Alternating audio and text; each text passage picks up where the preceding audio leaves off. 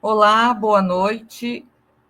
Estamos mais uma vez aqui no YouTube da CDD para mais uma live, para mais um espaço para falarmos sobre doenças crônicas, para compartilhar as vivências dos pacientes e também para trazer informação de qualidade dos profissionais de saúde. Hoje a gente vai conversar sobre a asma e a importância, né, de falar sobre o controle da asma e da asma grave, porque respirar é tão natural que a gente só percebe o valor que tem a respiração da gente quando falta.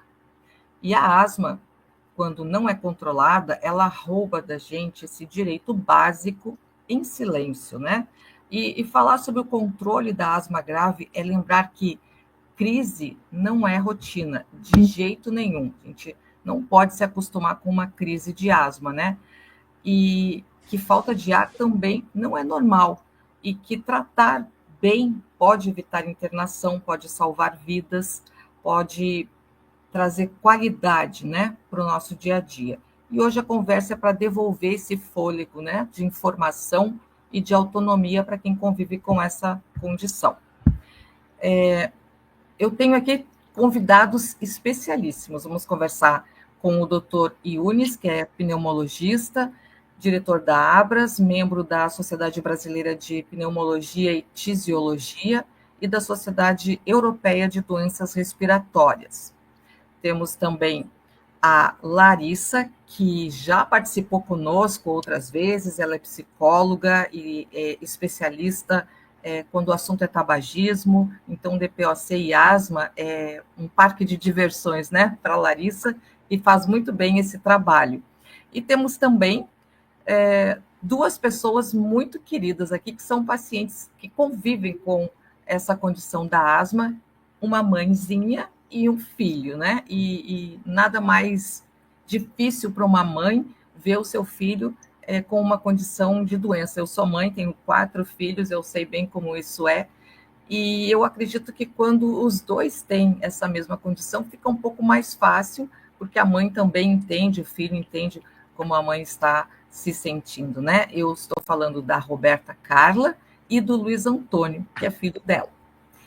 Bom, então vamos começar a conversar sobre viver com asma e asma grave, que é uma realidade que impacta famílias inteiras, e vamos falar também sobre os sintomas, o controle, o acesso, medos e também conquistas, porque aqui é um espaço seguro de troca e também de acolhimento. Eu vou começar perguntando para o nosso especialista, né, para o doutor Yunis, o que é a asma, doutor Yunis? A diferença também de asma para asma grave e como que a gente faz esse diagnóstico? Quais são os sintomas de alerta? Muito boa noite, doutor. É um prazer estar com o senhor aqui mais uma vez. Boa noite, Márcia. Boa noite aos nossos participantes, a Larissa, a Roberto, o Luiz. Muito grato pela presença de vocês e principalmente para vocês que nos acompanham nessa discussão tão importante que é falar de uma doença de prevalência alta. A asma hoje, ela é uma doença que acomete mais de 10% da população brasileira. Então nós estamos falando de mais de 20 milhões de pessoas com asma, né? E se a gente for falar de pediatria, essa prevalência ainda é maior.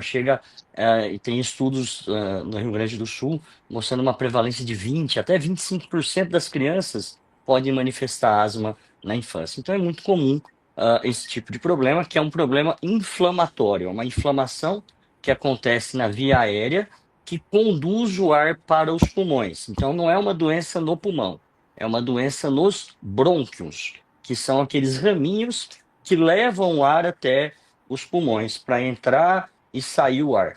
Essa doença é uma doença que vem da genética da pessoa, então ela tem uma transmissão hereditária, né? E ela manifesta com inflamações recorrentes dessa via aérea, desses brônquios, por vários gatilhos. Por exemplo, às vezes início escolar precoce, né? Então é muito comum hoje na nossa sociedade a necessidade de muitos pais de colocarem seus filhos na escola de uma maneira muito precoce. Hoje a gente às vezes vê maternais, crianças de poucos meses, às vezes até já indo para a escola. isso pode muitas vezes, para aquela criança ainda não preparada para uma socialização tão intensa, ter gatilhos infecciosos virais, ter gatilhos ambientais e já começar no comecinho da infância ter alguma inflamação na via aérea, e ao passar da idade começar a ter isso com mais frequência. Mudança de tempo, exposição de fumaça, aeroalérgenos, por exemplo, pelo de animais, presença de ácaros, fungos, né? Então, tudo isso são gatilhos que podem estimular essa inflamação, que a pessoa tem esse defeito genético em que a via aérea inflama os brônquios, provocando uma série de sintomas que a gente vai estar falando ao longo da nossa transmissão, mas a asma é definida como uma inflamação crônica das vias aéreas, que pode se iniciar já na infância, que é a maneira mais comum da gente observar esses pacientes com essa doença. E ela é também não levada muito a sério, né, doutor? Ah, eu tenho asma. Ah, é uma coisinha, né? E não, a asma mata, né? A asma é uma doença grave e a gente precisa Exatamente. olhar. Pois não, doutor. Exatamente. A asma, muitas vezes, ela não é, ela é subdiagnosticada, né? É muito comum, às vezes, até no consultório, você perguntou como é que a gente identifica a asma. O Uhum, diagnóstico da asma, ele é feito por um profissional clinicamente, pela história que a gente faz com o paciente, pelas avaliações clínicas que a gente faz durante um exame físico. Com essas características, nós conseguimos fazer o diagnóstico de asma sem necessidade de nenhum exame. Então, a asma é um diagnóstico clínico. clínica. Ah, nós fazemos exames em asma? Sim, nós fazemos alguns exames. Para quê? Para afastar outros problemas, né, diagnósticos diferenciais, para saber, às vezes, o tipo de asma, se é uma asma alérgica, se é uma asma que tem outros tipos de inflamação, né? Então, a gente faz alguns exames, a capacidade respiratória daquela criança, daquele paciente que tem asma, que é a espirometria, mas a asma ela não tem necessidade de exame complementar para se ter diagnóstico, né? Então, a asma é uma doença muitas vezes subdiagnosticada, onde muitas crianças vão, por exemplo, ao pronto-socorro com crises de tosse, peito chiano, cansaço, esforço respiratório. Normalmente, isso acontece de madrugada ou de noite. Então, os pais estão em casa, a criança tem uma crise, começa a passar mal, tosse, falta de ar, corre para o pronto-socorro, faz medicações de resgate, de alívio, sai daquela crise, aí passa um tempo, pode ter outra, e muitas vezes vai de maneira recorrente e não é feito o diagnóstico. E a asma é uma doença que ainda mata 7 pessoas por dia no nosso país. E são mortes que a gente poderia ainda reduzir mais com o diagnóstico e o tratamento adequado, porque é uma doença que, com o tratamento, ela tem um controle. E depois eu quero falar um pouquinho mais sobre a questão do controle, de como nós, especialistas, vemos o controle da asma, porque isso limita muito a vida das pessoas. Perfeito.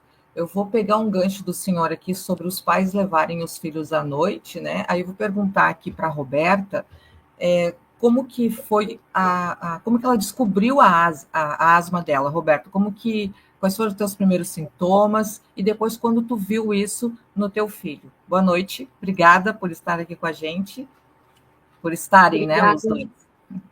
obrigada eu. Boa noite a todos. Bom, eu particularmente, eu nunca tinha tido sintoma de asma até os meus 17 anos. Então, a primeira vez que eu tive foi com 17 anos que manifestou sintomas. Eu comecei com uma tosse, assim, foi uma tosse bem radical mesmo. E, porém, eu não fui diagnosticada com asma, não. Eu fiz um tratamento, procurei um médico, fiz um tratamento. E, porém, de lá para cá, todos os anos eu comecei a ter um episódio, pelo menos uma vez aí por mês, geralmente sempre no mês de outubro, manifestar os mesmos sintomas, né? Mas não cheguei a ter um diagnóstico, eu sempre tratava com algum remédio que pegava na farmácia mesmo, e, e foi assim até pouco tempo atrás, até quando eu conheci o Dr. Yunis. Então, eu não tinha sido diagnosticada ainda com a asma, né? Eu só tinha isso e achava que era em recorrência a alguma gripe, dor de garganta, mas não tinha o diagnóstico de asma, então não tratava corretamente. Era sempre com um remédio, algum xarope, às vezes não dava certo o tratamento, ficava ali por meses e meses com aquela tosse, e foi assim até, como eu disse, conhecer o Dr. Yunes. Mas, na verdade, eu conheci o Dr. Yunes não foi por causa do meu problema, foi por causa do problema do Luiz Antônio. Que o Então, ele fez o Luiz já diagnóstico primeiro e depois que primeiro fez. do que eu. Sim, Como porque que foi? no caso dele, aí sim, a gente teve assim um sofrimento assim, né, que perdurou anos e foi muito mais difícil com ele.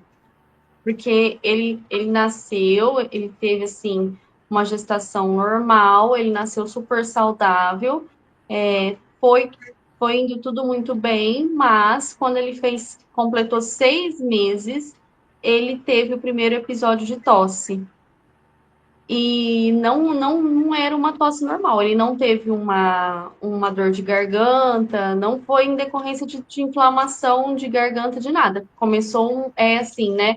O nariz dele começou a ter uma coriza e ele começou a ter uma tosse. Só que desde os 6 meses dele, ele nunca mais parou de ter essas crises. E ele entrava em crise mesmo. E na época eu não imaginava que seria asma, então eu levava ele nos pediatras, né? Ele tinha o pediatra dele, e o pediatra dele começava a tratar com alguns medicamentos como se fosse uma dor de garganta normal. Ele melhorava por alguns dias, mas depois ele entrava em crise de novo. Eu via que o tratamento não dava certo, eu tentava ir em outro médico, não dava certo.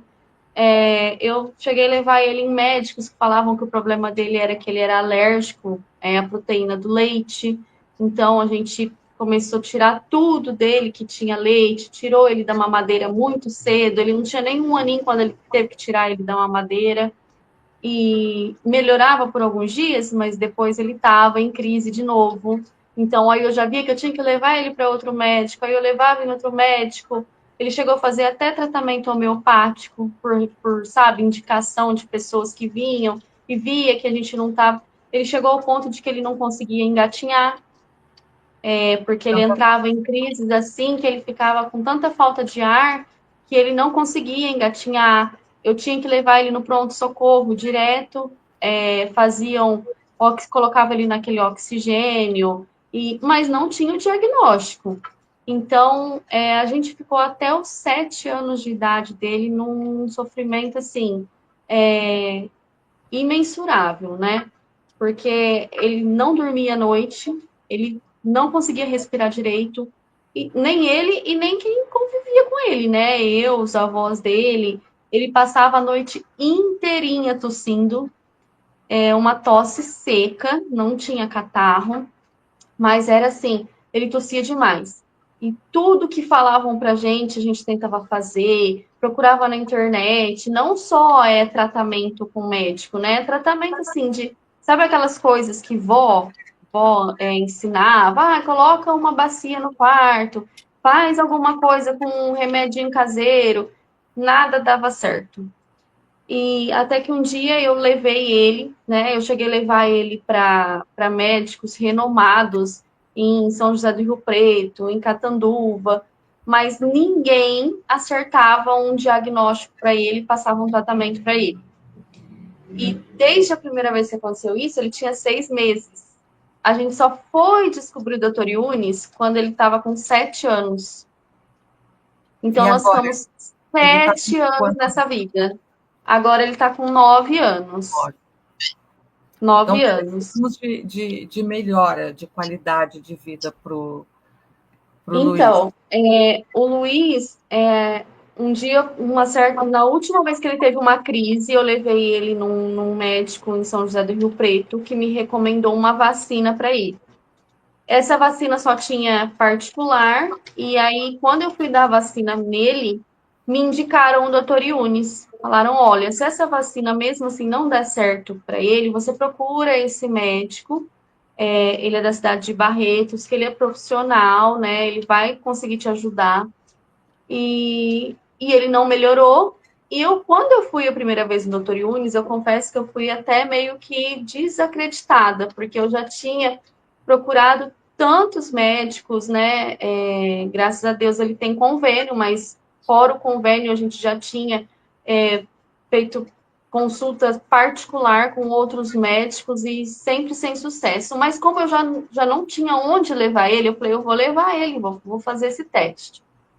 Desde o primeiro dia que a gente foi, ele nunca mais teve uma crise, né? Já está indo para 3 anos, porque nós fomos em fevereiro de 2023 lá. Quando eu cheguei com ele no consultório, eu expliquei toda a situação. O doutor Yunis fez uma avaliação ali, naquele momento mesmo, examinou ele. E ele já falou para mim: olha, não tenho o que dizer, o quadro dele é de uma criança asmática, né? Expliquei para ele todos os remédios que ele já tinha tomado, desde o primeiro episódio. E depois nós fizemos exames, né? Como o doutor falou, fizemos os exames clínicos. Realmente constatou que o problema dele é uma asma gravíssima. E só que ele não responde aos tratamentos que, às vezes, né, ele chegou até a tomar algum remédio que daria certo ali. Pode ser que sim, mas ele não responde a esses tipos de tratamento. E foi aí que o doutor Yunis indicou que, para o caso dele, ele teria que tomar a vacina que ele está tomando hoje. Ele já tomou 64 doses, né? Vai continuar tomando por mais um tempo, né? Mas, graças a Deus, desde fevereiro de 2023, foi a primeira vez que nós fomos, ele nunca mais entrou em crise. E, assim, a qualidade dele de vida melhorou 100%, né? Ele é uma criança que ele brinca, ele consegue dormir bem, né? Coisa que antes nem ele, nem nós da família conseguíamos, porque era um transtorno. Mas graças a Deus, e eu falo, graças a Deus é o doutor Yunis que passou um tratamento certeiro para ele, que hoje ele tem essa qualidade de vida. E eu também, né? Que em consequência disso, depois que eu vi que o tratamento dele deu certo, eu também comecei a passar com o doutor Yunis. Inclusive, o mês passado eu precisei de um socorro dele, mas graças a Deus nós dois estamos muito bem. Coisa boa. Deixa eu perguntar para o Luiz. Tá jogando, Luiz? Não? Tá navegando na internet? Me Tá diz uma coisa. estudando, Tá estudando. estudando. E a boba aqui achando que tu estava jogando, né? Parabéns. Me diz uma coisa. Tu sentiu melhor, então, depois que tu começou as vacinas? Sim, Sim. eu Como me é que senti era muito antes, melhor. Luiz? Eu não parava de tossir, de noite eu não parava de tossir, né? Eu começava a ficar até roxo. Agora eu não tenho, nunca tive mais crises de tosse, e nem fiquei muito sem ar, assim, entendeu? Uhum. E tu conhece um pouquinho sobre a condição que tu convive, sobre a asma? Já deu uma olhada o que que é, como é que tu vai Não, ter que levar ela? Não? não. Pequenininho ainda, né? Deixa para a mamãe fazer isso e que bom, viu, que tu conseguiu esse tratamento cedo com o Dr. Yunis, que agora a tua vida já está, né? Mais tranquila, com mais qualidade. Aí eu quero perguntar para a Larissa, porque vou pegar esse gancho da mãe. A Roberta falou que ela também conseguiu dormir, que ela também tinha alguma condição quando o Luiz estava com algum problema, ou com muita tosse, com a falta de ar, não conseguindo engatinhar por conta disso, né? Como que esse diagnóstico afeta a nossa saúde mental? Aqui no caso da mãe, que depois descobre que também convive com a mesma condição do filho, né? E de um menino, assim, que desde os 6 meses de idade convive com uma condição que ele só foi descobrir o que é há 3 anos atrás, há 2 anos e pouco, 3 anos atrás, e aí conseguiu entender o que é essa vida, né? Para poder brincar, para poder estudar, para poder se divertir. Conta um pouquinho para a gente, Larissa, e muito obrigada mais uma vez pela tua participação aqui. Nossa, eu estava escutando, sobre o que ela estava dizendo. Imagina o sofrimento dessa mãe até chegar no momento de conseguir consultar e entender que nome tem esse sofrimento, né? Porque muitas vezes as pessoas têm medo do diagnóstico mas o diagnóstico traz luz, traz o nome para um sofrimento que não sabia o que se era, né? Então, muitas vezes as pessoas têm até uma certa negação, uma certa resistência, uma certa dificuldade de entender e aceitar, mas olha o tanto desse sofrimento, né? O sofrimento dessa mãe, principalmente porque a ansiedade de ver um filho dessa maneira e não saber mais o que fazer, já usar todos os recursos, ir para outros médicos em consulta, isso causa um sofrimento muito grande, né? E olha como tratar da maneira adequada, consultar, usar a medicação, isso trouxe um alívio e saber o que se tem. Porque a doença crônica ela não atinge só o pulmão, né? A asma não atinge só o pulmão, atinge a pessoa inteira, atinge a família inteira. Existe também o cansaço emocional. Imagina o cansaço emocional que ela sentiu, né? De ter que viver isso tudo, de manejar a ansiedade, pensamentos catastróficos, né? Porque pai e mãe geralmente têm pensamentos catastróficos também. Passou uma pandemia também com essa condição pulmonar, né? Então eu sempre falo que o diagnóstico ele é uma libertação, não romantizando não, mas é que realmente ele é uma libertação porque você dá nome a um sofrimento que você tem. Então eu acredito que esse processo foi muito importante, principalmente por entender esse impacto do diagnóstico, entender o nome que isso tem, né, esse sofrimento da mãe é uma condição que ele vai ter que conviver. Inclusive eu até estava tossindo porque eu também tenho asma. Eu também tenho asma, eu também convivo com isso. E eu fico imaginando também, né, doutor, puxando o gancho para o tabagismo. Uma pessoa que tem asma e fuma é quase um suicídio, né? Imagina o pulmão tão perfeito ali, a pessoa se acabar muitas vezes. E é uma condição que tem tratamento. A gente não tem cura, né? Mas a gente consegue ter tratamento, a gente consegue ter remissão. Claro que o primeiro passo sempre é aceitar, deixar um pouco o medo, a angústia, às vezes não catastrofizar também, não hipervalorizar as crises, né, ter um pouco de segurança, entender. Eu acredito que o conhecimento também fez toda a diferença para essa mãe, estudar, conhecer, entender, ter tranquilidade, né, ter aceitação disso tudo, sair dos pensamentos catastróficos, entender que é uma condição que faz parte ali da vida dessa criança, da dela, da minha. Essa é a nossa história. A gente vai ter que lidar e aprender a viver com isso, mas entender que tem vida, além do diagnóstico também, né? Tem muitas coisas que podem ser feitas, assumir papéis, buscar ser feliz apesar de tudo, e claro, cuidar dos sintomas, porque acredito que o doutor Yunis deve ver também bastante um processo de autossabotagem. Tem pessoas que, por mais que tenham que usar medicação, por mais que tenham que utilizar, às vezes acabam não usando, acabam superestimando os sintomas. Então, são vários processos psicológicos aí, mas eu acredito que o principal é a libertação que esse diagnóstico traz, né? Ter essa calma no coração dessa mãe, essa tranquilidade de saber, olha, pronto, agora a gente sabe o que é que está acontecendo, e é isso, é remissão dos sintomas. Fico muito feliz. Eu vou aproveitar e pegar também o gancho que a Larissa falou aqui, porque quero saber do Dr. Yunis o impacto, né, da asma, que não é controlada, no bem-estar físico também da pessoa que convive com isso, e na questão do gancho é do nome, né? Quando a gente descobre o que a gente tem, quando a gente consegue nominar aquilo que a gente não faz ideia do que é e que está nos fazendo tanto mal, né? Acredito que o peso que a gente carrega daquilo, ele diminui em 50%, né? Então, queria que o senhor trouxesse para a gente, doutor, qual é esse impacto da asma não controlada no bem-estar das pessoas que convivem com ela.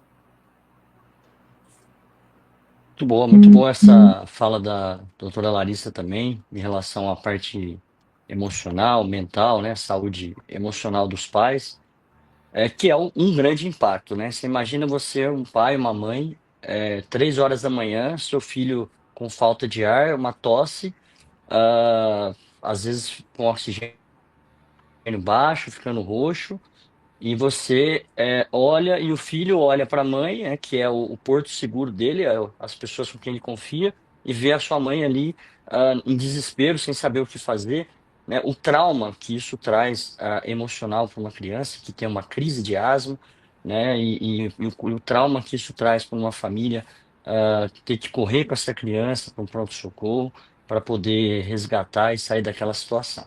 Então, esse é um ponto assim fundamental, né? Além do impacto físico que limita todo um desenvolvimento e priva a criança, muitas vezes, de ter uma vida normal. Então, nós estamos falando aqui, a Roberta falou muito bem, meu filho.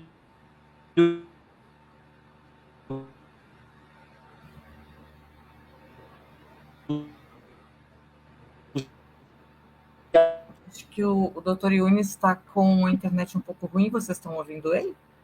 Não, eu não. Então, No Ah, sono, né? O quanto para melhorou, voltou, voltou. voltou, A gente voltou. perdeu o que o Então, senhor falou, doutor, mas voltou tá, agora. tá. Então, assim, o impacto no sono, né? Então, é o primeiro fator. Então, a criança tosse a noite toda, a criança não dorme, então,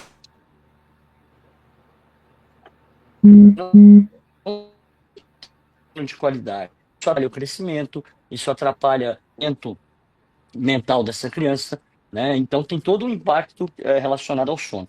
Uma criança que fica limitada ao esforço, ela vai correr, ela vai brincar, ela começa a tossir.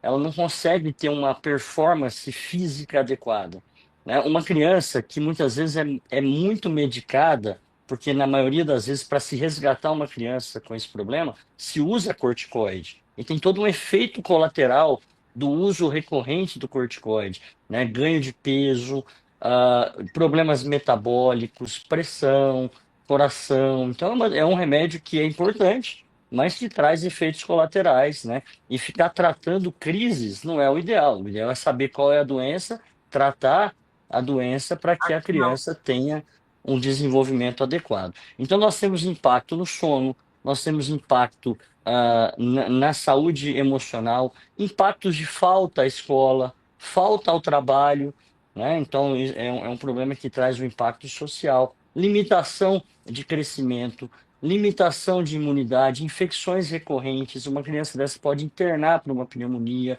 pode internar para uma situação infecciosa mais séria.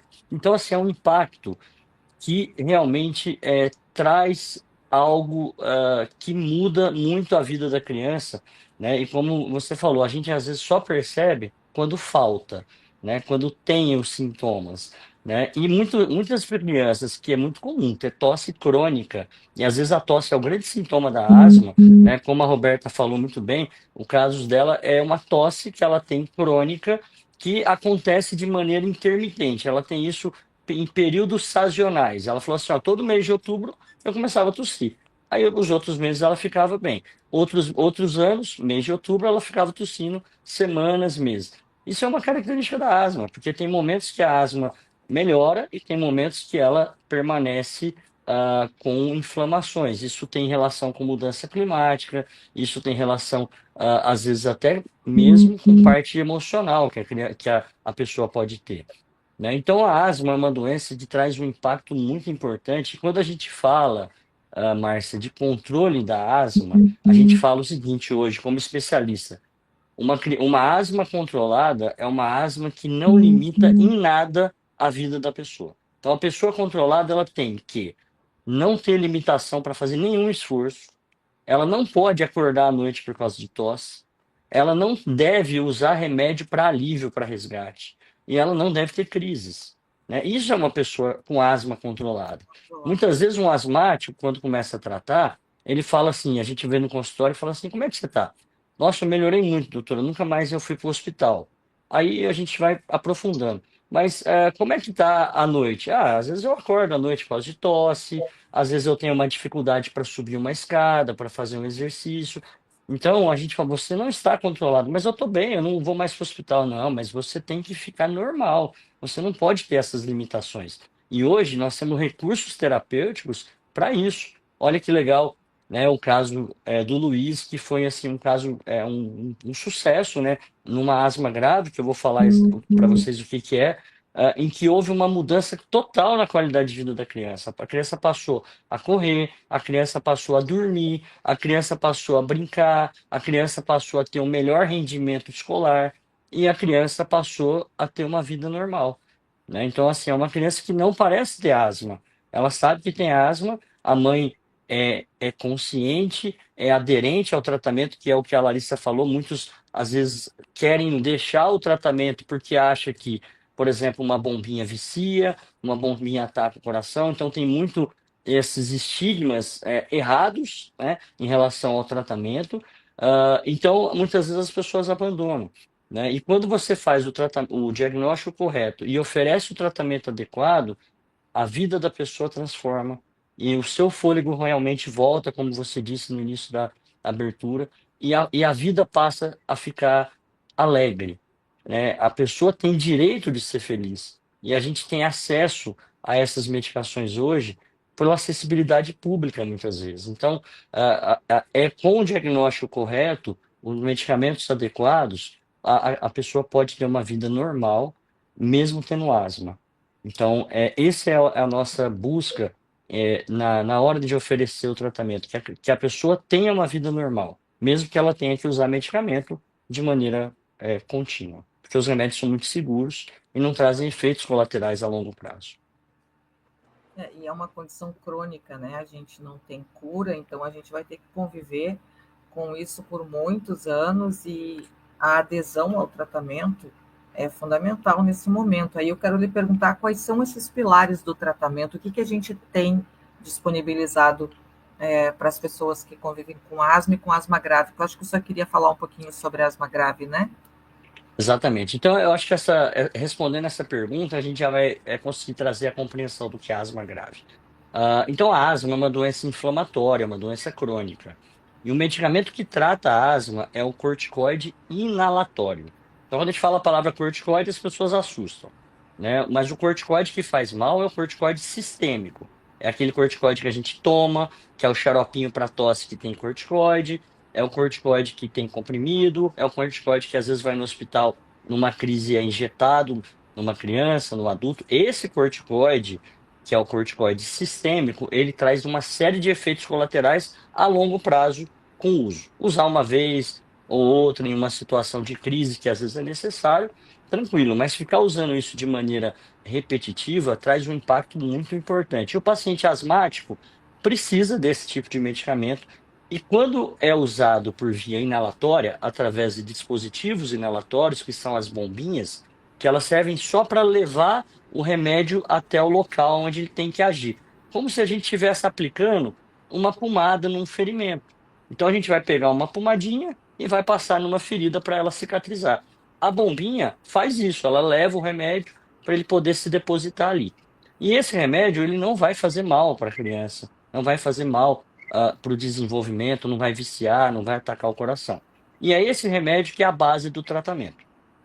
Quando a criança ou adulto está usando esse medicamento e mesmo assim, de forma aderente, não está controlando, a gente às vezes tem que entrar com mais medicamentos. Aí a gente começa a associar, junto com o corticoide, broncodilatadores, remédios que também abrem a via aérea. E quando essa criança começa a usar corticoide inalatório em dose mais alta, junto com broncodilatadores, aí a gente já classifica essa criança ou esse adulto como um portador de asma grave. Então, o conceito de asma grave é o conceito de que a pessoa que tem asma necessita de quantidade alta de corticoide inalatório junto com broncodilatador para poder controlar a sua doença. Então, esse é o conceito de asma grave. Pode ser que uma pessoa que tem asma grave, que trate desde pequeno, às vezes nunca foi a um pronto-socorro, às vezes nunca internou, mas ele tem asma grave porque ele tem necessidade de usar doses altas de medicação para controlar a sua doença. E a crise não tem nada a ver com o grau da asma. Lógico que quem tem asma grave tem mais chance de ter crise e crise grave do que um paciente que tem asma leve.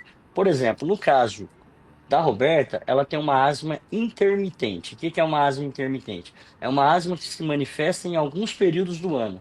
E outros períodos ela passa sem ter manifestação nenhuma. Diferente do seu filho, que geneticamente tem a mesma doença dela, que tem asma persistente, ou seja, ele tem sintomas o ano todo, não é só em alguns períodos. Então, esse é um outro conceito de asma. E esses sintomas persistentes, no caso do Luiz, não se controlava só com medicamento inalatório. Então, nós precisamos identificar o tipo inflamatório da asma dele, porque a asma ela tem um espectro inflamatório muito amplo. Então, a gente tem asma que é puramente alérgica, asma que tem inflamação por uma célula chamada eosinófilo, asma com inflamação tipo 2, asma relacionada com obesidade, asma relacionada com o uso de medicamento. Então, nós temos vários espectros de asma.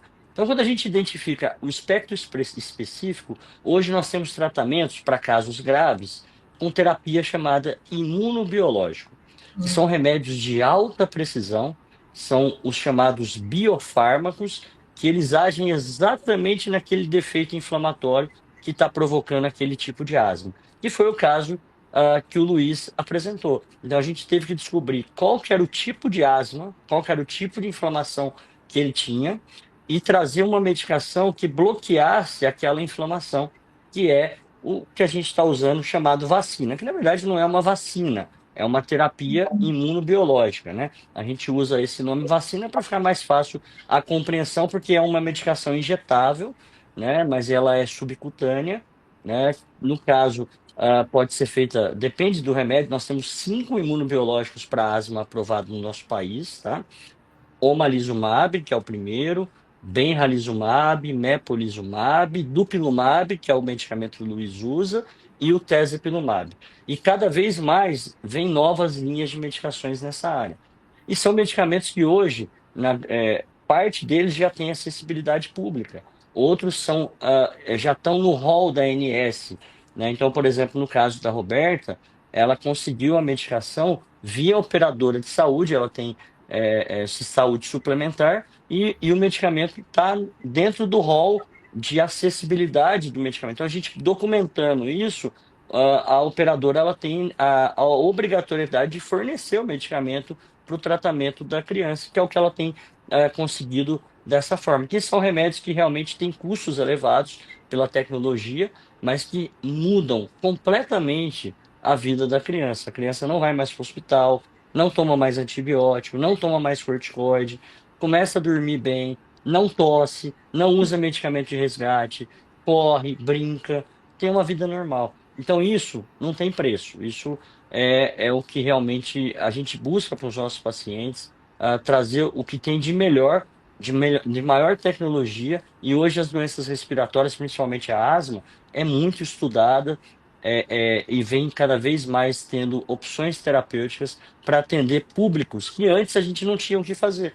A gente usava corticoide nesses pacientes. E de alguns anos para cá, 10, 15 anos para cá, nós temos opções terapêuticas que não são ofensivas em nenhuma hipótese, são extremamente seguras, não trazem nenhum problema a longo prazo e que trazem uma reversibilidade e um controle total da doença. Muitas vezes a criança passando a ter uma vida normal, como foi o caso do Luiz. Nossa, eu fico ouvindo aqui pensando que coisa boa, né? Mas que dificuldade para chegar até esse momento de dizer que coisa boa. E aí eu queria perguntar ainda para o senhor qual é a maior dificuldade para a gente fazer esse diagnóstico e manter o tratamento aqueles que são todos os dias, né? Porque o senhor falou que tem pessoas que acham que a bombinha pode dar algum problema no uso contínuo, viciar, enfim. O Luiz ele faz um imunobiológico uma vez por mês, né? Subcutâneo, acho que o senhor falou. E acredito que mais tranquilo apesar da agulha, né, Luiz, esse tratamento, né, por ser uma vez ao mês. E agora, essas pessoas que precisam fazer uso diariamente, né, de tecnologias ali para conseguir controlar a sua asma, qual é a maior dificuldade para que o senhor diga para essa pessoa e ela manter esse tratamento? A maior dificuldade do asmático é a falta de conhecimento, né? Então, não conhecer, não entender e não saber o que é a asma é o que mais atrapalha a compreensão das pessoas. Muitas pessoas têm tosse, muitas crianças vivem tomando xarope, medicamentos. A Roberta falou muito bem isso. Eu tinha tosse, ia na farmácia, comprava o xarope. Vivia medicando sem ter diagnóstico, sem saber. Então a gente não trata a tosse, é um sintoma, não é uma doença. né? Então, quando uma pessoa tem tosse crônica, recorrente, tosse repetitiva, isso é um alerta de que alguma doença ela tem. A tosse não é doença, a tosse é o sintoma de uma doença, né? E muitas vezes essa tosse crônica pode ser asma, né? E quando a gente fala a palavra asma para um paciente, muitas vezes ele assusta. Ah, mas eu não tenho asma. Eu posso ter uma bronquite, eu posso ter algo diferente, que na verdade a asma é uma bronquite. É uma bronquite crônica que vem de origem familiar. E muitas pessoas têm um estigma em relação à palavra asma, porque acha que tem que ter falta de ar, que tem que ser casos mais sérios. E não, a grande maioria dos asmáticos, eles têm exatamente o caso que a Roberta falou. Tem períodos do ano que eu fico tossindo, 4, 5, 6 semanas, aí para, eu fico bem, aí eu volto a ter tosse, né? Então é muito importante as pessoas entenderem que tosse crônica, tosse recorrente, é algo que tem que ser investigado. E muitas dessas pessoas podem ter asma. E tendo o diagnóstico, ela precisa tratar. E o tratamento ideal são as bombinhas. Que muitas vezes entra a outra questão, de não entender que a doença é crônica. Então, por exemplo, você fala para um diabético, para um hipertenso, você tem pressão alta e isso é uma doença crônica, né? Ela não vai curar. Então, a pessoa tem que tomar o remédio sempre, tem que estar sempre controlando. O asmático é a mesma coisa. Então, ele tem que usar a medicação sempre. Só que a medicação é uma bombinha, né? Que não faz mal. E essa bombinha tem que ser usada todos os dias, não só na hora que a pessoa está com problema. E muitas pessoas não acabam não tendo assim, essa aceitação diagnóstica, essa compreensão e não fazem o tratamento adequado. E isso pode gerar uma crise, e muitas vezes pode ser uma crise fatal. Nós falamos que 7 pessoas por dia morrem por causa de asma ainda, né? Então, às vezes eu já vi reportagem de jovem jogando basquete, tendo uma crise de asma e morrer com 12, 13 anos, né? Nós tivemos aquela escritora, a Jung, né, que teve uma crise de asma numa chácara e não deu tempo de chegar no hospital e morreu, né? Então a gente tem vários casos que às vezes aparecem na mídia, de asmáticos que acabam falecendo por crises, e muitas vezes nem sabe que tem asma, e quantas dessas mortes não são identificadas como asma e pode ser causada pela asma também. Então, o maior problema do asmático é a falta de conhecimento, a falta de compreensão do que é a doença, de saber que é uma doença crônica e que ela tem que ser tratada e acompanhada. Entendendo isso, fica bem fácil da gente tratar. Mesmo o Luiz, que tem a asma grave e faz o uso de um imunobiológico, que é um medicamento aplicável, ele continua usando bombinha, entendeu? Então ele também usa a bombinha, que ela é a base do tratamento. Mas além da bombinha, ele tem que usar uma medicação para controlar esse processo inflamatório. Então, a base de tratamento para a grande maioria é a bombinha.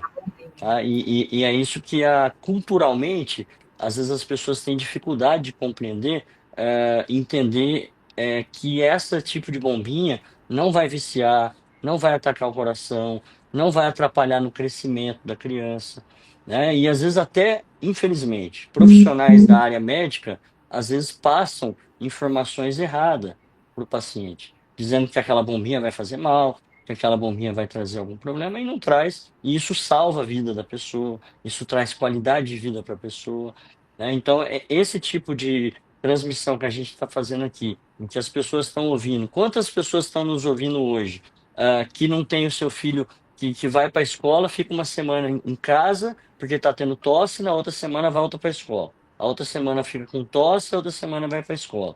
Ah, isso aí é uma gripe, isso é uma alergia. Essa tosse tem que ser investigada. Essa tosse pode ser asma, né? A Roberta falou, desde os 6 meses de idade, essa criança vivia tendo problemas respiratórios.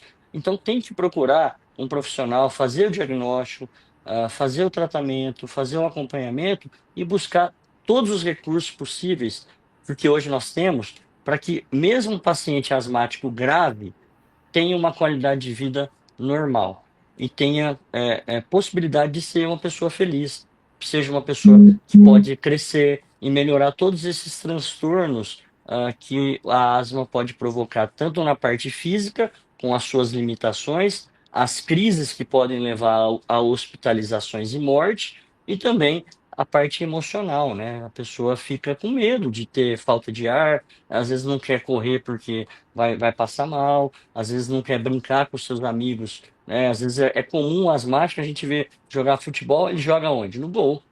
Por quê? Porque ele não vai correr o campo. Então ele vira goleiro, né? Então muitas vezes é comum a gente ver isso nas crianças, não quer brincar, né? E hoje com a questão de tela, outros recursos, que acaba diminuindo ainda mais esse tipo de socialização, de brincadeiras, que exigem esforço, nós temos muitos asmáticos que são ainda subdiagnosticados, só vão ver a hora que tiver uma crise mais séria. Então é muito um alerta importante para quem nos assiste, não é normal ficar tendo tosse, não é normal ficar espirrando, não é normal ficar coçando o nariz, ficar tendo gripe de maneira repetitiva, infecções respiratórias. Procure o médico, procure saber se você não tem uma doença crônica e se essa doença não pode ser asma, que é uma doença muito comum e tem como tratar e melhorar a qualidade de vida dessas pessoas. Eu vou aproveitar de novo a sua fala para perguntar aqui para o Luiz, e aí a Roberta pode ajudar também, sobre a bombinha, Luiz. Tu aprendeu a usar a bombinha? Tu sabe usar ela? Porque tem muitas pessoas que precisam usar a bombinha e não sabem como fazer. Eu não saberia usar, Luiz. Tu sabe usar? Eu não sei se a forma que a minha mãe me ensinou está totalmente correta ou incorreta, mas tem que puxar o ar, soltar e usar a bombinha. Eu acho que a mamãe aprendeu direitinho, né? Como é que é, Não, Roberta? mas Teve dificuldade? ele não tem dificuldade nenhuma, né? Inclusive, como já está indo para 3 anos que ele está em tratamento, então às vezes ele mesmo já consegue fazer sozinho. Mas eu sempre ensinei ele. Primeiro, né? Eu sempre falo para ele, puxa o ar e solta, aí depois a gente vai espirrar a bombinha, ele puxa de novo o ar bem grandão. Ele conta aí até uns 10 segundinhos, né? Solta o ar e a gente faz de novo. Tá craque, então, hein, Luiz? Tá, cara? Sabe que a gente E tem um nas grupo. vacinas também, tá? E nas vacinas também ele tá craque, Vocês né, fazem Luiz? em casa? Vocês fazem em casa ou precisa ir? Não, a gente vai até o atendimento mesmo. No E aí, hospital, aí as enfermeiras fazem a aplicação, mas é super tranquilo. Ele vai, ele toma a dose dele até brincando e dando risada. É super tranquilo. ai, E ele toma a cada 15 dias, tá? Só corrigindo, ele toma 2 vezes por mês. 2 vezes ao mês. 2 vezes ao mês, mas é super tranquilo, a gente vai, ele vai brincando, é subcutânea, então ele não tem medo, já tomou 64 doses já. Olha só, parabéns, viu? Porque eu já andei Obrigada. conversando com outras pessoas, Luiz, e tem uma grande dificuldade em aprender a usar a bombinha, até aprender a usar. E tá de parabéns, viu? Aí vou Obrigada. perguntar aqui para a Larissa, essa questão exatamente do que o doutor falou. As pessoas acham que não é nada, aí quando descobre que é uma condição como a asma, e aí como que vai viver a vida? Vai jogar o futebol e vai lá para o gol, né? Não pode ser um artilheiro, não pode ser aquele atacante que vai lá fazer gol e correr e festejar. Como que se lida com isso, com o nosso mental, né? Com a nossa saúde emocional, tendo algumas barreiras, assim, né? Tendo que adaptar a nossa vida, né? A gente não pode ser um goleador lá na frente, mas a gente pode ser aquele que não vai permitir que o nosso time leve gol, né? Saia ali com o placar zerado. Eu achei bem interessante a fala do doutor, que hoje a maior questão da asma é a desinformação. Eu penso que é exatamente isso. A maior questão é a desinformação. As pessoas estão ali numa vida tão corrida, não param para olhar para o seu corpo, para os seus sintomas, vão se acostumando com o que é ruim. Ah, eu tenho essa dor, eu tenho essa tosse, há 15, 20 anos eu já estou acostumado. Então, é como se levasse um carro no mecânico e pedisse para o mecânico só apagar aquela luzinha vermelha ali do painel. É o que as pessoas fazem o tempo todo. Vão lá, compram um remédio, se automedicam só para apagar os sintomas. Mas esses sintomas, assim como o doutor falou, ele está trazendo que tem alguma coisa acontecendo. A tosse é um sintoma, pode ser vários sintomas, né? Mas é um sintoma que precisa ser olhado. Só que na correria, na vida corrida, na vida agitada, não param e não se observam, vão se acostumando com o que tá ruim. Então, passar a observar melhor esses sintomas mesmo. Não, peraí, tá diferente, alguma coisa está acontecendo, e consultar, buscar um especialista, dar uma importância para que de fato é, né? O pulmão é a vida. Precisa fazer essas trocas, a gente precisa do oxigênio, os nossos órgãos, então a gente precisa parar um pouco e olhar para a nossa saúde, isso é bem importante. Uma coisa importante que o doutor falou também, sobre o sono. O sono hoje é o nosso principal regulador de humor. Quem dorme mal, pensa mal, se comunica mal, estuda mal. Agora, imagina essa asma totalmente descompensada numa criança que está num estado de aprendizado e não dorme direito, a mãe não dorme direito. Então, olha como o A escola diagnóstico, entende, né? isso, a informação, o diagnóstico, a informação, o tratamento adequado, claro que com limitação, entender, saber, e é o que o doutor falou, a informação, ela faz toda a diferença no processo. E na vida a gente tem limitações, né? A partir do momento que a gente tem uma condição, a gente precisa entender. Mas também tem que tomar um certo cuidado para não catastrofizar a situação, né? Conversar com o médico, perguntar, eu vou poder jogar bola, eu vou poder correr, eu vou poder brincar. Não fazer achismo de que a pessoa às vezes também está dentro de uma bolha, mas sim importante perguntar e entender a situação, porque às vezes catastrofiza a situação, não deixa a criança nem correr mais, nem brincar, nem se desenvolver, nem ver amigos. Então, às vezes, os pais também, claro, na tentativa de proteger e proteger, mas é importante conversar com o médico e entender mesmo, é a informação. Até onde, que limitação, o que eu posso fazer, o que eu não posso, até que certo modo minha vida vai ter uma certa, não digo normal, mas ser comum, assim como a das outras pessoas. Então, é o que o doutor falou, realmente a informação, ela liberta mesmo. Aqui na CDD a gente costuma dizer que informação, além de ser o melhor remédio, ela salva vidas, né? E o que a gente está fazendo aqui, eu já vou agradecer a Roberta, ao Luiz, a Larissa e ao doutor por trazer um pouco da experiência de vocês, para que a gente possa, de alguma forma, ajudar alguém que possa estar ouvindo a gente agora, ou vai ouvir amanhã de manhã, ou de noite, um outro dia, que essa live fica aqui gravada e hospedada no nosso YouTube, né? E uma pessoa já que a gente consiga conscientizar, fazer entender, ou até mesmo se reconhecer e ir procurar um médico para ver o que ela realmente tem, se aquela tosse é aquilo que ela ouviu aqui, já é uma grande vitória, eu entendo. Então, quero perguntar para a Roberta e para o Luiz o que eles poderiam deixar aqui de mensagem ou uma fala de uma experiência, o que vocês querem deixar para nós irmos encerrando, né? Qual seria essa mensagem de vocês, ou um recadinho que queira dar? Fica à vontade. Olha, eu acho assim, para a pessoa que estiver nessa situação, não desacreditar da ciência, né? Porque isso Nem de sobre Deus. isso nem de Deus. Essas conversas sobre bombinha, sobre os tratamentos, eu mesmo já escutei diversas vezes que a bombinha faz mal, que a bombinha incha, que a bombinha, né, vicia. Mas, gente, não é verdade, tá?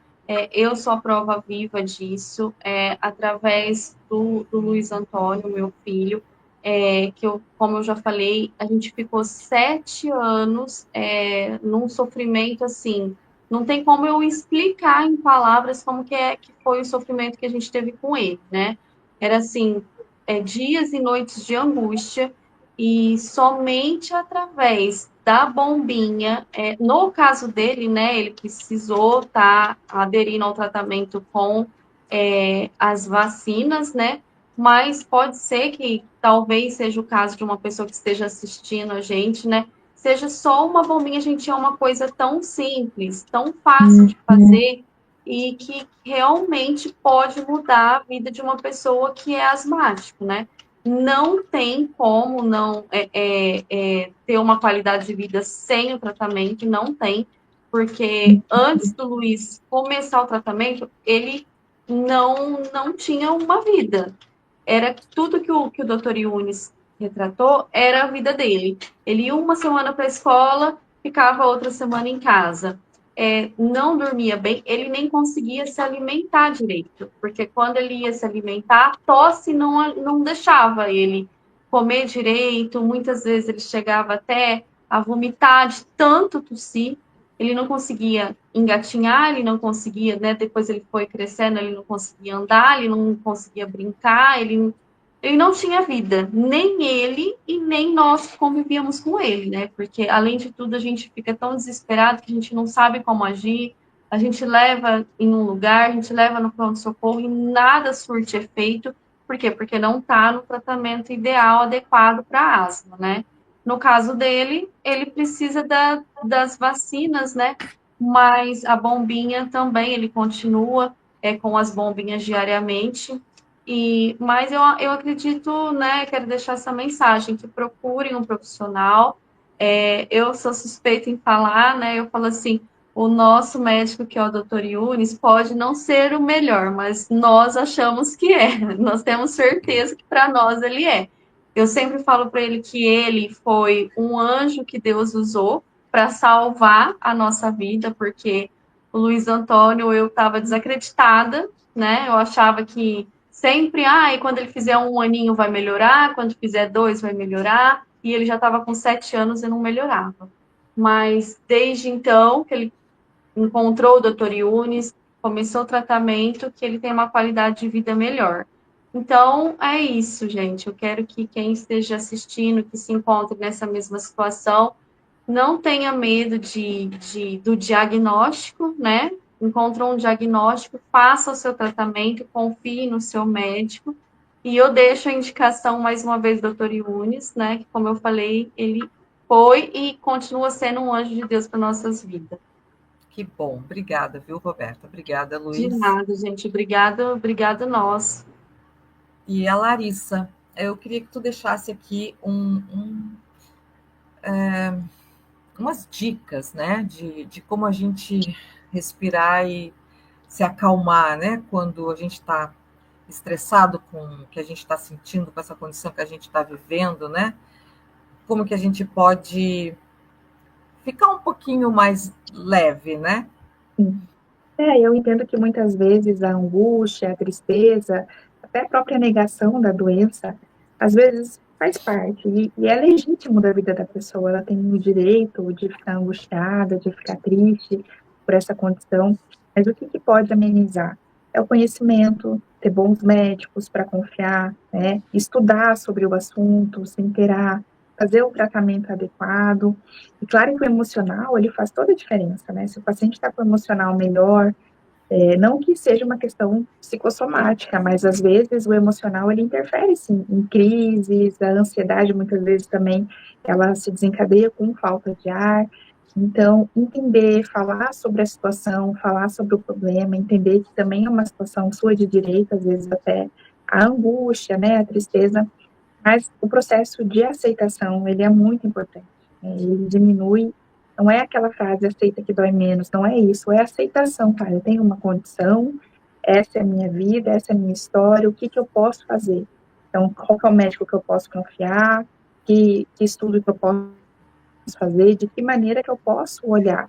Então, aceitação, aceitar de frente, olhar a situação e buscar o conhecimento, é o conhecimento que liberta, entender a sua condição, assim como temos várias hoje, né, muitas pessoas hoje convivem com uma certa condição, e é o estudo, a aceitação, olhar para o seu emocional e entender o que está pegando às vezes, né, que às vezes o que você está sentindo, o que você está pensando, que às vezes os nossos pensamentos, eles pioram a situação, às vezes fica mais catastrófico do que é a situação. Então, um olhar positivo, por mais difícil que seja o processo, tá? Então, tem uma asma, tem uma angústia, mas olha, tem um tratamento novo que saiu ali, que consegue até pelo SUS, que consegue as aplicações, tem médicos, tem várias possibilidades de bombinha, tem especialistas, então tem essa situação, mas tem por onde ir, tem para onde correr. Então, o olhar positivo, apesar da situação, ele é bem importante. Obrigada, então, Larissa, pela tua participação mais uma vez com a gente em mais uma live. E, doutor Yunis, quero que o senhor traga aqui as suas considerações finais, nem vou direcionar a sua fala, porque quem sou eu, né? Depois de ouvir que o senhor é um anjo, que apareceu assim na vida da Roberta, na vida do Luiz, e eu acredito que na vida de muitas outras pessoas, né? E que conseguem hoje conviver e viver bem com a condição da asma. Assim, eu fico bastante feliz de ouvir, assim, a sinceridade e essa expressão de satisfação, né? Isso para a gente não tem preço, mudar a vida de uma pessoa, de poder ser um instrumento realmente, né, na vida, e quem proporciona isso, na minha impressão, realmente, são passos e mão que o Deus coloca na vida das pessoas, né? E esse é o maior bem que a gente tem, né? É a guarnição de Deus, né, na nossa vida. E abaixo disso, a saúde, né? Ninguém vive bem sem saúde. Então é muito importante nós valorizarmos a nossa saúde, né? Então ter uma vida com saúde é um bem assim preciosíssimo, que nós temos que cuidar dela com tudo que a gente pode, fazer o que a gente tem condição, buscar o que a gente faz para fazer acontecer a manutenção da nossa saúde. E quando ela não está adequada, né, principalmente a saúde respiratória, né, que atrapalha em muitos pontos, como a gente viu, né, até mesmo pode ser uma ansiedade que está gerando aqueles sintomas. É fundamental a pessoa deixar de automedicar, né? Então, a automedicação, orientações, às vezes, de profissionais que não estão preparados para poder fazer a melhor orientação, principalmente em casos crônicos, é algo que a gente tem que mudar a cultura de pensamento, né? Então, existem profissionais, existem pessoas capacitadas tecnicamente que podem fazer um diagnóstico e fazer um tratamento adequado que muitas vezes pode mudar a vida da pessoa. Então, assim, a mensagem principal para o paciente que tem tosse, que tem crises, que falta da aula porque fica doente com frequência, procure um médico, né? Procure um médico, procure fazer o diagnóstico, procure conhecer, saber da sua doença, como a Larissa falou, e fazer o tratamento adequado. Mas, acima de tudo isso, a principal mensagem que eu quero deixar é a importância da informação, né? Então, esse trabalho que vocês estão proporcionando aqui hoje, para que fique presente, registrado nas redes sociais, eu acho que é o mais valioso entrega que a gente pode fazer, trazer conhecimento para as pessoas, porque o conhecimento muda a vida da pessoa, né? É através do conhecimento que a gente pode se transformar, né? E conhecer uma doença, entender uma doença, conhecer que existe uma luz no fim do túnel, né? É algo que muda. Então, eu acho que para asma, o que a gente mais tem que fazer e mais tem que falar é ir nas escolas, falar para os pais, é a gente fazer programas para mostrar como era a vida antes, como a vida depois, trazer profissionais que falem a respeito dessa doença que é comum, tem tratamento e pode trazer uma vida assim normal para quem busca o tratamento adequado. Essa é a minha mensagem final e quero agradecer a presença de todos, agradecer novamente o convite, Márcia, e dizer para você que estou sempre à disposição, tá? Eu gosto bastante de fazer esse trabalho de comunicação. Eu acho que como eu acabei de falar, a gente trazer boas informações, informações de qualidade pode mudar a vida de quem escuta essa informação. Eu queria muito que a gente, no próximo ano, quando chegar o mês de conversar sobre a asma, não que a gente não possa falar em outros meses, mas o mês que é dedicado, né, para a asma, a gente possa falar que esse número, 7 pessoas por dia, tenha diminuído, né, que a gente tenha diminuído para para 6, para 5, e isso nos próximos anos, até que a gente consiga dizer que não existe mais esse número, né? Isso é uma coisa que a gente precisa acreditar, que com informação, como o senhor falou, buscando um médico, um outro, e mais outro, e mais outro, como foi essa peregrinação da Roberta, até encontrar um médico que pudesse conhecer, entender e assistir o paciente, no caso o Luiz, e também conhecer, né, se reconhecer, como disse a Larissa. Eu acho que a gente está fazendo um bom trabalho, né? E já vou dizer para as pessoas que, se conhece alguém que convive com asma, ou se você mesmo convive com asma, compartilhe essa live, faça com que outras pessoas também possam assistir, possam ouvir esse relato, tanto do Luiz, com 9 anos, e a Roberta, que também convive com asma, trouxeram da vivência deles, né? A importância de se cuidar, de cuidar do seu emocional, como trouxe a Larissa. Isso tudo pode ajudar, com certeza, outras pessoas. Vimos hoje, então, encerrando, o quanto a asma é uma condição séria, mas que tem controle, né? O doutor trouxe aqui como controlar a asma, inclusive a asma grave, informação, diagnóstico precoce, acesso a especialistas, adesão ao tratamento, isso tudo muda vidas. Muito obrigada a vocês dois, muito obrigada a Roberta e ao Luiz por participarem aqui, por contarem a sua trajetória com essa condição. Obrigada a quem nos acompanhou, a quem vai nos acompanhar no outro momento. Continue compartilhando informação e ajudando a fortalecer essa causa. Obrigada ao Rafa, que mais uma vez está aqui nos proporcionando estarmos ao vivo falando sobre mais um assunto importante aqui na CDD. E até o próximo vídeo, a próxima live. Tchau. Tchau, tchau. Tchau. Tchau.